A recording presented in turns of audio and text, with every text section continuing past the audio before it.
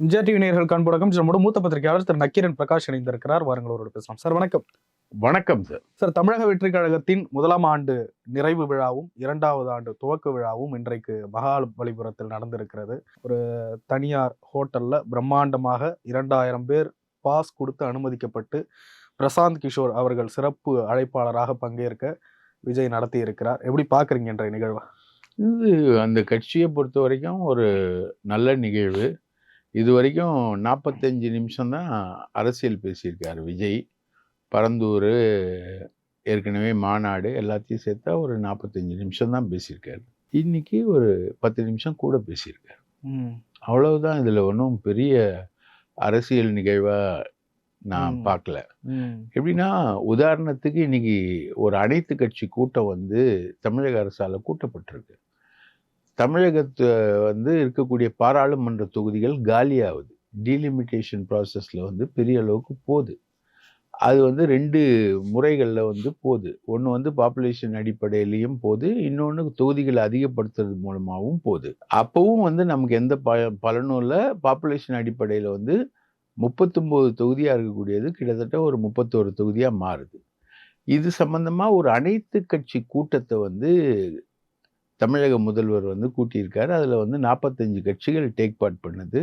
அதில் தாவேகாவும் ஒன்று. அதை பற்றி எந்த ஒரு வரி கூட இல்லை, தீர்மானத்திலே கிடையாது, இல்லை பேச்சிலையும், யாரோட பேச்சிலையும் கிடையாது. அது அர்ஜுனா பேச்சிலையும் கிடையாது, பிரசாந்த் கிஷோர் பேச்சிலையும் கிடையாது, விஜய் பேச்சிலையும் கிடையாது, எதுலேயுமே கிடையாது. மும்மொழி திட்டம்ன்றது வந்து தமிழகத்தோட மிகப்பெரிய ஜீவநாடியான ஒரு விஷயம். மும்மொழி திட்டத்தில் ஹிந்தி திணிக்கப்படுறதுன்றது தமிழகத்தில் மிகப்பெரிய கொந்தளிப்பை ஏற்படுத்தியிருக்கு. இது வந்து வரலாற்று ரீதியாக நம்ம போராடி மணிப்பூருக்கு போகிறதுக்கு பாஸ்போர்ட் வேணும், கர்நாடகத்துக்கு வந்து ஒரு கொடி அனுமதிக்கப்பட்டிருக்கு. அந்த மாதிரி தமிழகத்தில் வந்து இந்தி திணிக்கக்கூடாது அப்படின்ற அடிப்படையில் ஒரு சட்டமே இருக்குது மத்திய அரசுக்கிட்ட. எப்படி 69% ரிசர்வேஷன் வந்து ஷெட்யூல் 9ல் வந்து வச்சு போற்றி பாதுகாக்கப்படுதோ தமிழகத்தில், இப்போ 50% தான் எல்லா இடத்துலையும். நமக்கு மட்டும்தான் 69% இடஒதுக்கீடு. அந்த மாதிரி தமிழகத்தில் வந்து ஹிந்தி இம்போஸ் பண்ணக்கூடாதுன்றதுக்கான ஒரு தனி சட்டமே இருக்கு. அந்த சட்டத்தை மீறி மும்மொழிகளை நாங்கள் கொண்டு வரோம் அப்படின்ற போர்வையில் முழுக்க ஹிந்தியை கொண்டு வரக்கூடிய ஒரு திட்டம். இது நடத்தக்கூடிய அந்த PM-ஸ்ரீ பள்ளிகளில் 40% ஃபண்டை வந்து ஸ்டேட் கவர்மெண்ட் தான் கொடுக்குது. அப்போ அது ஸ்டேட் கவர்மெண்ட் ஸ்கூல்.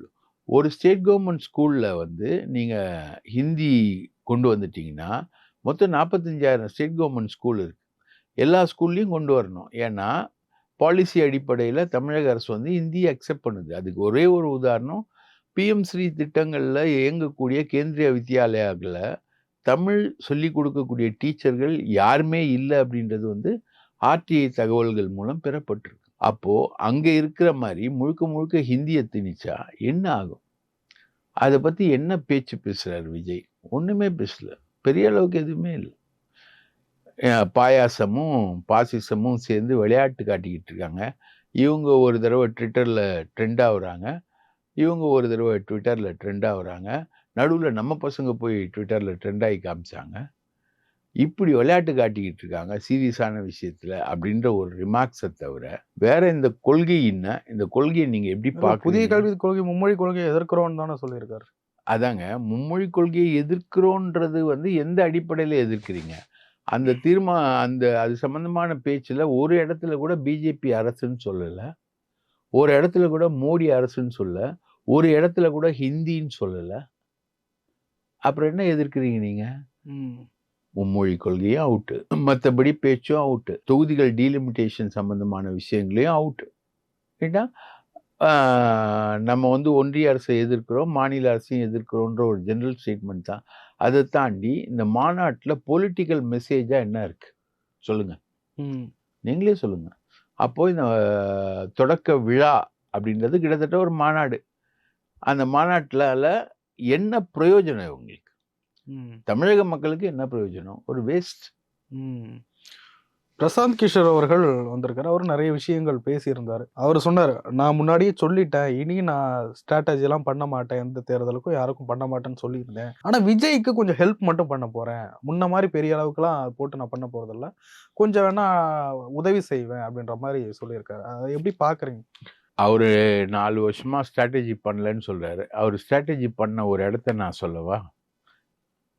பீகார்ல அவர் ஒரு கட்சி ஆரம்பிச்சு 4 தொகுதிகளில் போட்டியிட்டு 3 தொகுதிகளில் டெபாசிட் இழந்து ஒரு தொகுதியில் மட்டும் 3வது இடத்துக்கு வந்தார். இந்த 4 வருஷத்தில் அவர் பண்ண ஒரு ஸ்ட்ராட்டஜி அதுதான். பாக்கி நான் வந்து ஹெல்ப் பண்ணுவேன், அது பண்ணுவேன், இது பண்ணுவேன்றதெல்லாம் எந்த விதத்தில் ஒரு நட்படிப்படையில் வேணால் ஆலோசனை சொல்லலாம். அது மாதிரி 10,000 பேர் இருக்கான் ஆலோசனை சொல்கிறதுக்கு விஜய்க்கு, அறிவுஜீவிகள் நிறைய பேருக்கு ஐஆர்எஸ் ஐஏஎஸ் எல்லாமே இப்போ விஜய் கூட இருக்காங்க. அதை தாண்டி பிரசாந்த் கிஷோர் என்ன சொல்லிடுவார்? பிரசாந்த் கிஷோர் ஒரு முறை ஜெயலலிதா கிட்ட வரும்போது பிரசாந்த் கிஷோர் கிட்ட ஜெயலலிதா சொன்ன வாசகம் தான் எனக்கு ஞாபகத்துக்கு வருது. என் கட்சியில் உறுப்பினர் அட்டை வச்சிருக்கவன் உன்னை விட அதிகமான பொலிட்டிக்கல் ஸ்ட்ராட்டஜி சொல்லுவான். நீ வந்து என்னை விட அதிகமான பொலிட்டிக்கல் ஸ்ட்ராட்டஜி சொல்லிட முடியுமா உன்னால்? உனக்கு எதுக்கு நான் வந்து 300 கோடி 400 கோடி காசு கொடுத்து உன்னை நான் ஹையர் பண்ணணும்னு கேட்டவங்க தான் ஜெயலலிதா. இதுதான், இதில் ஒன்றுமே இல்லை. அவர் விஜய்க்கு வந்தாலும் சரி, வேற யாருக்கு வந்தாலும் சரி, ஒன்றும் கிடையாது. அவரால் டெபாசிட்டே வாங்க முடியாத ஒரு ஆளால் என்ன பெரிய ஸ்ட்ராட்டஜியை சொல்ல முடியும்? அவருக்கு அந்த பாப்புலாரிட்டி இல்லை, அவருக்கு அந்த ஃபேஸ் வேல்யூ இல்லை. விஜய்க்கு இருக்கு. இவருடைய ஸ்ட்ராட்டஜி, அந்த அனுபவங்கள், இது ரெண்டும் ஒர்க் அவுட் ஆகாதா? விஜய்க்கு வந்து பாப்புலாரிட்டி இருக்கு. அவர் என்ன ஸ்ட்ராட்டஜி வச்சிருக்காரு? இல்ல, பிரசாந்த் கிஷோருடைய ஸ்ட்ராட்டஜி, விஜயனுடைய பாப்புலாரிட்டி. பிரசாந்த் கிஷோரோட ஸ்ட்ராட்டஜி, விஜயோட பாப்புலாரிட்டி, இது ரெண்டுமே பார்த்தீங்கன்னா, ஒரு காலத்தில் சந்திரசேகர் சொன்னார், எஸ்ஏ சந்திரசேகர், நான் வந்து அண்ணாதுரை, நீ வந்து எம்ஜிஆர், 2 பேரும் ஒரே குடும்பத்தில் இருக்கோம், இப்படி சொன்னது தான் அது. அந்த மாதிரி ஒரு விஷயத்த சொல்கிறாங்க, அவ்வளோதான். அதுக்கு என்ன இருக்குது வேல்யூ?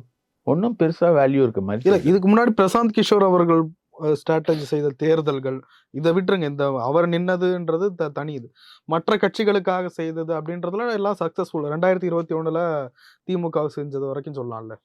திமுகவை செஞ்சது சக்ஸஸ்ஃபுல்ப்பா, நம்ம இல்லைன்னு சொல்ல. மம்தா பானர்ஜி சக்ஸஸ்ஃபுல், ரைட்டா?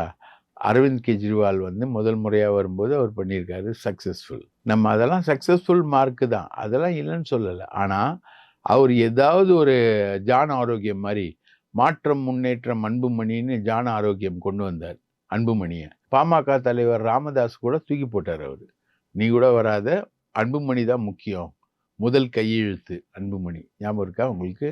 இதெல்லாம் பண்ணாரு. அன்புமணியை ப்ரொஜெக்ட் பண்ணாரு. அன்புமணியை வந்து ஸ்டாலினுக்கு ஈக்குவலாக ப்ரொஜெக்ட் பண்ணார் ஜான ஆரோக்கியம். ஸ்டாலினா அன்புமணியான்ற போட்டின்ற அளவுக்கு அந்த ப்ரொஜெக்ஷன் இருந்தது. அதெல்லாம் வந்து ஒரு ஸ்ட்ராட்டஜின்னே சொல்லலாம்.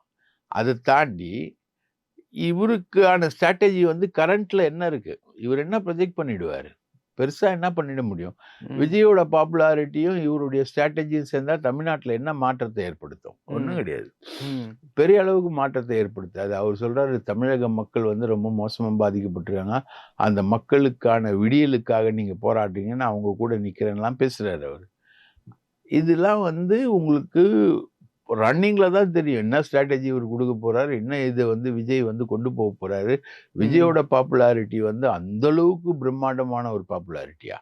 எனக்கு தெரிஞ்சு விஜய்க்கு 4% மேலே ஓட்டு கிடையாது. இன்னும் 1 வருஷம் டைம் இருக்குது சார், 1 வருஷம் டைம் இருக்குது. பிரசாந்த் கிஷோர் ஏற்கனவே தமிழ்நாட்டில் ஒர்க் பண்ணியிருக்கிறதுனால தமிழ்நாட்டு மக்களின் உணர்வுகள், கள நிலவரம், அரசியல் நிலவரம் எல்லாத்தையும் புரிஞ்சவராக தான் இருப்பார். ஸ்டாலின் 50 வருஷமாக தமிழ்நாட்டில் வேலை செய்கிறார். எடப்பாடி 40 வருஷமாக வேலை செய்கிறார், 40-50 வருஷமாக வேலை செய்கிறார், ரைட்டுங்களா? மற்றபடி ஒவ்வொரு கட்சியிலையும் பெரிய அளவுக்கான ஆட்கள் எல்லாமே வருடக்கணக்கில் தமிழ்நாட்டோட அனுபவம் மிக்க தேர்தல் வியூக அமைப்பாளர். உதாரணத்துக்கு செங்கோட்டையன் தான் ஜெயலலிதாவுக்கு மேப் போடுவார் எப்பவுமே. எந்த ரூட் வழியாக ஜெயலலிதா போனோம், எந்த ரூட் வழியாக ரீச் ஆகணுன்ற மேப் வந்து செங்கோட்டையன் தான், சரிங்களா? அவங்களுக்கு தெரியாதா? இப்போது லயோலா கல்லூரியில் ஒருத்தர் கருத்து கணிப்பெல்லாம் எடுத்திருப்பார், தெய்வநாயகம்னு நினைக்கிறேன். அவர் வந்து தமிழ்நாட்டில் எங்கெங்கே எந்தெந்த சாதியினர் வாழ்கிறாங்க அப்படின்றத உட்கார்ந்த இடத்துலேருந்தே எழுதுவார். அவர் டெமோகிராஃபி கம்ப்ளீட்டாக எழுதுவார். அதை வச்சு தான் அவர் கருத்து கணிப்பும் நடத்துவார்னு வச்சுக்கோங்களேன். அது அந்த மாதிரி நிறைய பேர் இருக்காங்க. இல்லைன்னா பிரசாந்த் கிஷோருக்கு என்ன வித்தியாசம்? ஸ்டாலின் தான் வராரு, விடியல் தர போறாருன்ற ஒரு கேம்பெயின் அவரு கொண்டு வந்தார். அதுதான் அவருடைய பெரிய விஷயமா இருந்தது. ஏன்னா ஸ்டாலின் வந்து ஜெயிக்க மாட்டாரு, அவருக்கு அந்த ராசியே இல்லை அப்படின்னு எல்லாரும் சொல்லிட்டு இருந்தப்போ, ஸ்டாலினுக்கு வந்து அந்த விஷயங்கள்லாம் இருக்கு அப்படின்ற மாதிரி ஒரு வித்தியாசமான ஒரு கேம்பெயினை வந்து பண்ணாரு. கேம்பெயின் அவர் டிஎம்கேவுல பண்ணது கேம்பெயின். அவர் பண்ண ஒரு பெரிய ஸ்ட்ராட்டஜி மிஸ்டேக் நான் ஒன்று சொல்றேங்க. உதயநிதியை வந்து நிறுத்தக்கூடாதுன்னு சொன்னார் பிரசாந்த் கிஷோர். உதயநிதி வந்து நிறுத்தினா வாரிசு அரசியல்னு வரும், நிறுத்தக்கூடாதுன்னு சொன்னார். அதை மீறி தான் ஸ்டாலின் நிறுத்தினார். ரைட்டா? அவர் வந்து சேப்பாக்கம் தொகுதியில் ஜெயிச்சாரு. அதுக்கப்புறம் அவர் வந்து மந்திரி ஆகக்கூடாதுன்னாங்க. அதை மீறி தான் அவர் மந்திரி ஆனார், துணை முதலமைச்சர் ஆனார். ரைட்டா?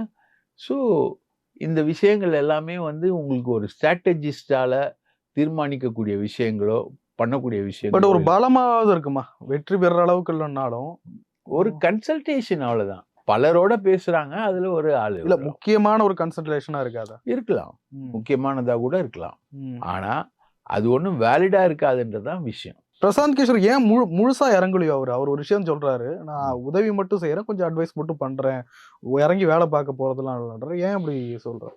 அவரும் இன்னைக்கு பேசினதெல்லாம் ரொம்ப முட்டாள்தனமா பேசியிருக்காரு.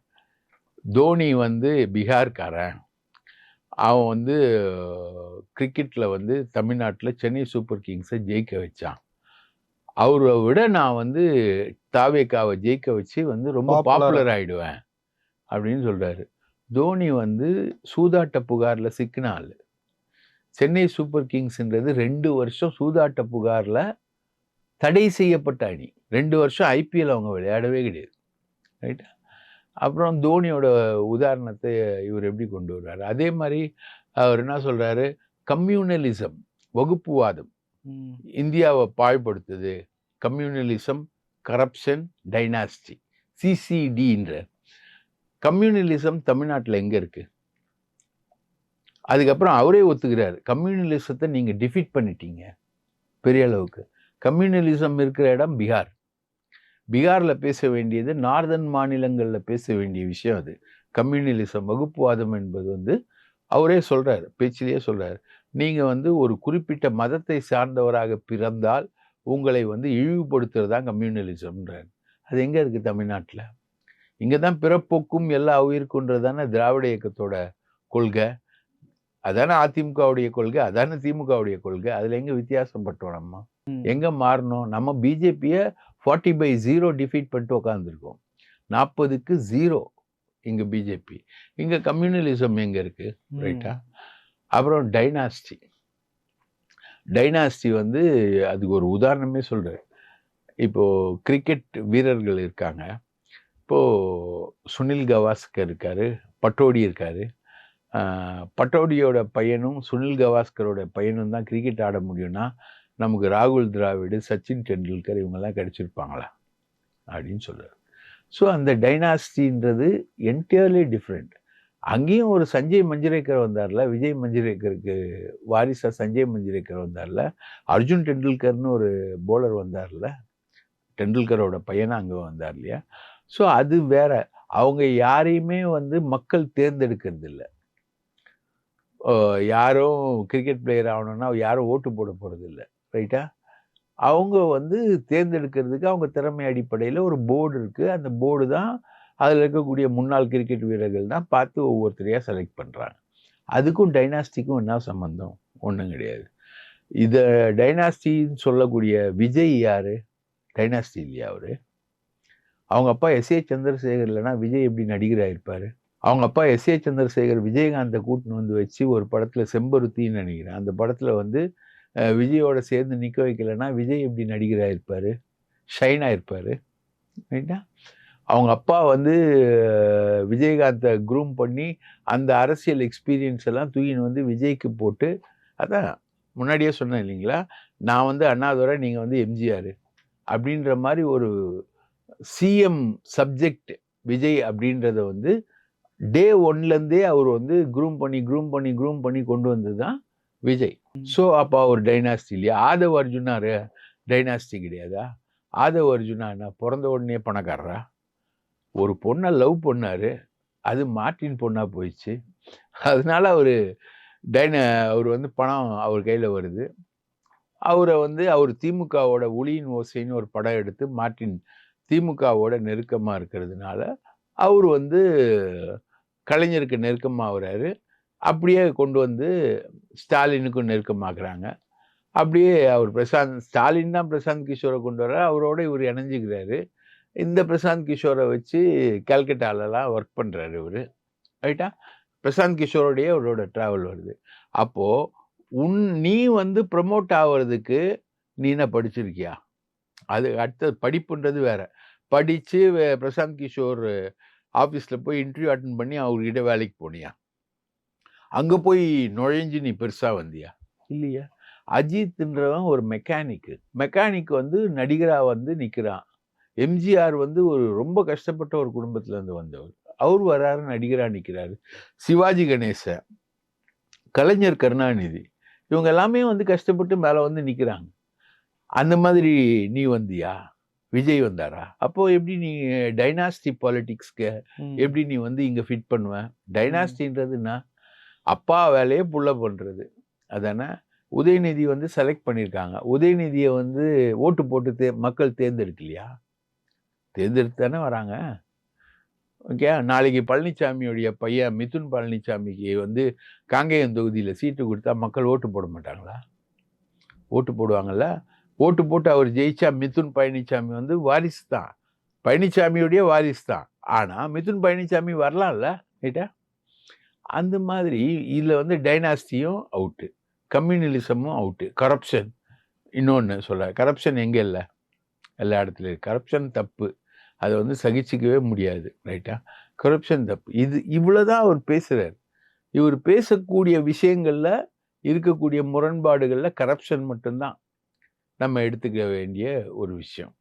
கரப்ஷனை ஒழிக்கிறதுக்கு தாவேகா கிட்ட என்ன ஃபார்முலா இருக்கு? என்ன திட்டம் வச்சிருக்காங்க? கரப்ஷனை நாங்கள் இப்படிலாம் ஒழிப்போம் அப்படின்றதுக்கு என்ன திட்டம் இருக்கு உங்ககிட்ட? ஒன்றும் கிடையாது. அதை பத்தி சொல்லவே இல்லை. விஜய் மொத்தமா 1 மணி நேரம் பேசியிருக்காரு, அவ்வளவுதான். பிரசாந்த் கிஷோர் அவர்கள் நிறைய தேர்தல் இதை பார்த்தவர், தேர்தல் களத்தையும் அந்த வியூக ஸ்ட்ராட்டஜிஸ்ட் அந்த ஒர்க்கெல்லாம் நிறைய பண்ணவர். கான்ஃபிடென்ட்டாக தான் அவர் சொல்ற மாதிரி இருக்கு. தமிழக வெற்றி கழகம் ஆட்சிக்கு வந்துடும், அதுக்கு பிறகு நான் வந்து தமிழ் கற்றுக்கிட்டு வந்து பேசுறேன் அப்படின்லாம் கான்ஃபிடென்ட்டாக சொல்றாரு. போன ப்ரெஸ் மீட்ல வந்து 20% வாக்குகள் தாவேகா பெறும்னு சொன்னார் போன தடவை வந்தப்போ. அந்த வாக்குகளை வந்து இப்போ தாவேகா எத்தனை வாக்குகள் பெறும்? தாவேகா இது வரைக்கும் எத்தனை தேர்தல்களை நின்று இருக்கு? ஒரு பஞ்ச் ஆஃப் கவுன்சிலர்ஸ் வந்து ஜெயிச்சு விஜய்கிட்ட வந்து ஆசீர்வாதம் வாங்கிட்டு போனாங்க, அவ்வளோதான். வேற என்ன தேர்தலில் தாவேகா நின்று இருக்கு? தாவேகா எவ்வளோ ஓட்டு? இப்போது சீமான் கட்சி 8.2%, தாவேகா எத்தனை சதவீதம்? அன்டெஸ்டட். இது வரைக்கும் சோதனைக்குள்ளேயே ஆக்கலை. இவர் 20%ன்னு போன தடவை சொன்னார். பிரசாந்த் கிஷோர் சொன்னதா சொல்லப்பட்டது, கூறப்பட்டது, தெரிய வந்தது எல்லாமே இருந்தது. இந்த தடவை அந்த 20% என்ன ஆச்சு? 25% ஆயிடுச்சா? 1 வருஷம் கட்சி நடத்தியிருக்காங்க. அப்போ 20%லேருந்து 25% ஆயிருக்கணும்ல? இல்லை போன தடவை சொன்னதில் 1 மாதம் டைம் கேப், ரைட்? 22% ஆயிருக்கணும்ல? இவர் எப்படி கொண்டு போவார் கட்சியை? மக்கள் வந்து விஜய் நல்லா தெரியும், விஜய் மேலே வந்து ஃபேனாக இருக்காங்க, எல்லாமே கரெக்ட். அதெல்லாம் ஓட்டாகாதுன்றது தான் கமலஹாசன். ரசிகர்களாக இருப்பார்கள், அவர்கள் ஓட்டாக மாட்டார்கள் அப்படின்றது தான் கமலஹாசன். எம்ஜிஆர் வந்து ஜெயிச்சாரு அப்படின்னா, எம்ஜிஆர் வந்து 25 வருஷம் திமுகல போராடினார். திமுக எம்எல்ஏவா பரங்கிமலையில் நின்னார். அண்ணா 67, எம்ஜிஆர் 77. அண்ணா 67னா அண்ணாவுக்கு பெரிய அளவுக்கு உதவி பண்ணது எம்ஜிஆர். எம்ஜிஆரும் கலைஞரும் 2 பேரும் உதவி பண்ணாங்க அண்ணா ஆட்சி அமைக்கிறதுக்கு. எல்லாமே ஒரு டீம் ஒர்க்கு. இன்னொன்று கூட்டணியும் கூட, சுதந்திரா கட்சி வரைக்கும் கூட்டணியில் இருந்தது, கூட்டணியும் கூட சொல்லலாம். எம்ஜிஆர் ஆட்சின்றது வந்து கிட்டத்தட்ட அண்ணா கலைஞர் ஆட்சியுடைய இன்னொரு வடிவம் தான் எம்ஜிஆர். அவர் வந்து கரப்ஷனை எதிர்த்தாரு, கலைஞரோட கரப்ஷனை எதிர்த்தாரு, அதுக்கு எதிராக கேம்பெயின் பண்ணாரு, வந்தாரு. சரி, அதுக்கு அடுத்தது வந்து ஜெயலலிதா ஆட்சி. அது யாருது? அதுக்கு அடுத்தது வந்தது மீண்டும் ஜெயலலிதா ஆட்சி வந்து மீண்டும் கலைஞர் ஆட்சி வந்தது. இதெல்லாம் சேஞ்ச் இல்லையா? இதெல்லாம் சேஞ்சஸ் தானே, ரைட்டா? இதெல்லாம் பிரசாந்த் கிஷோரோட வியூவில் என்ன? ஒண்ணுமே இல்ல. ஒண்ணுமே கிடையாது. ஆதவ் அர்ஜுன் ரெட்டி அதுக்கு மேல வளர்றாரு. நாங்க வந்து 40, 35 சீட்டுக்கெல்லாம் வந்து எம்எல்ஏக்கள் ஆவறதுக்காகலாம் நிக்கல. அப்போ அதிமுகவோட கூட்டணி கட்டு. டிக்ளேர் பண்ணிட்டாரு. விஜய் வந்து ஆட்சிக்கு வருவாரு. விஜய் வந்து பெருசா வருவாரு, நிப்பாரு. இது வந்து நீங்க எல்லாரும் திரும்ப திரும்ப சொல்றது விஜய் ஆட்சிக்கு வருவாரு, விஜய் நிப்பாரு, விஜய் வருவாரு. ஆனா விஜய் அதை சொல்ல. நாங்க ஆட்சிக்கு வருவோம்னு சொல்ல. ரைட்டா? விஜய் வந்து ஒரு சின்ன ஒரு கிரிட்டிசிசம் மட்டும் தான் பண்ணிட்டு போயிட்டார். இவருங்க விஜய் ஆட்சிக்கு வருவாரு, நிப்பார், லயலாமணிலேருந்து எல்லாருமே பேசினாங்க. இவ்வளவுதான். இதுல என்ன கண்டென்ஷன் இருக்கு? என்ன விஷயம் இருக்கு இவங்க கிட்ட? என்ன மாற்று திட்டம் இருக்கு? என்ன கொள்கை இருக்கு? அம்பேத்கரையும் பெரியாரையும் மட்டும் சொல்லிட்டா போதுமா? அம்பேத்கரையும் பெரியாரையும் சொல்லிட்டு பெரியார் சிலையை கொடுத்துட்டா போதுமா? அதே பெரியார சீமான் அசிங்கமா பேசும்போது நீங்க எங்க வாய வச்சுக்கிட்டு இருந்தீங்க? ஏன் ரியாக்ட் பண்ணல?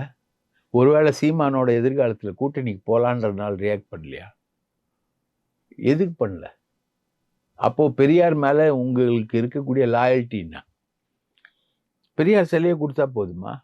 சீமான் அப்கோர்ஸ் சீமான் வந்து மோசமா பேசக்கூடிய சூழ்நிலையில பெரியாரை வந்து முன்னிறுத்துறது, அவர் சிலையெல்லாம் பரிசளிக்கிறது, அதெல்லாம் பெரிய விஷயம்தான். உண்மையிலே பெரியார் கிடைச்ச ஒரு மரியாதை அது. ஆனா அதை தாண்டி நீங்க என்ன பண்ணிருக்கீங்க இது வரைக்கும்? ஒண்ணுமே இல்லை. பெரிய கேஸ் பேக்.